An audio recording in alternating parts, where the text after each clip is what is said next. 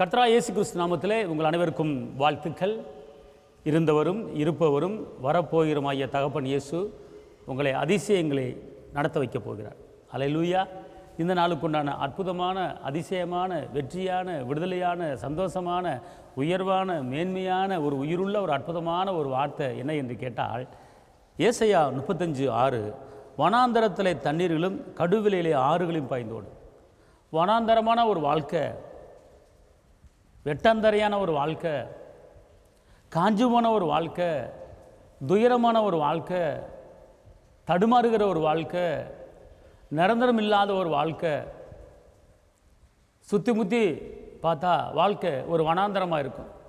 ஒரு பக்கமும் வெளிச்சம் தெரியாது, ஒரு பக்கமும் பாதை தெரியாது, நடுக்கடலில் நிற்கிற மாதிரி ஒரு சூழ்நிலை, எங்கும் கரை காணவில்லை, கண்ணுக்கு கரை தெரியவில்லை.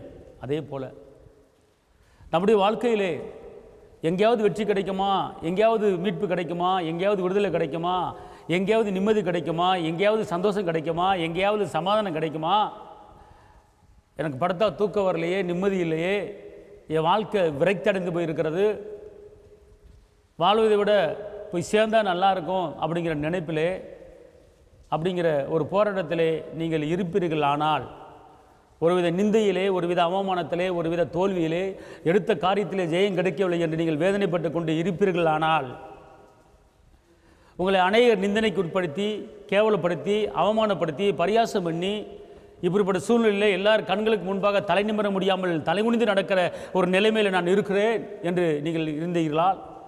அப்படிப்பட்ட நிலைமையில் நீங்கள் இருக்கிறீங்களா? கர்த்தர் உங்கள் நிலைமையை மாற்ற போகிறார். இன்னைக்கு உங்கள் நிலைமையை மாற்ற போகிறார்.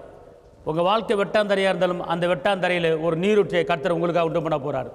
உங்கள் வாழ்க்கை அவாந்தர வெளியாக இருக்கலாம், பாதை தெரியாத காரியம் இல்லை. கர்த்தர் அந்த அவாந்தர வெளியிலே உங்களுக்கென்றே ஒரு பாதையை போட்டு உங்களை வெற்றி நடக்க வைக்க போகிறார். ஆமென். அல்லேலூயா. தண்ணீர் இல்லாத இடத்துல தண்ணீரை வர வைக்க போகிறார். உங்கள் வாழ்க்கை தலைகளாக மாறப்போகிறது. பயப்படாதிருங்கள். இந்த நாளில் கர்த்தருடைய வார்த்தையை, வனாந்தரத்திலே தண்ணீர்களை உண்டு பண்ணுகிற கர்த்தர், அவாந்தர வெளியிலே பாதைகளை உண்டு பண்ணுகிற கர்த்தர் உங்கள் வாழ்க்கை பாதையை உண்டு பண்ணுகிறார். பாதை தெரியாமல் அலைகிறீங்களா? கர்த்தர் உங்களுக்கென்றே ஒரு பாதையை காட்டுகிறார். கவலைப்படாதிருங்கள்.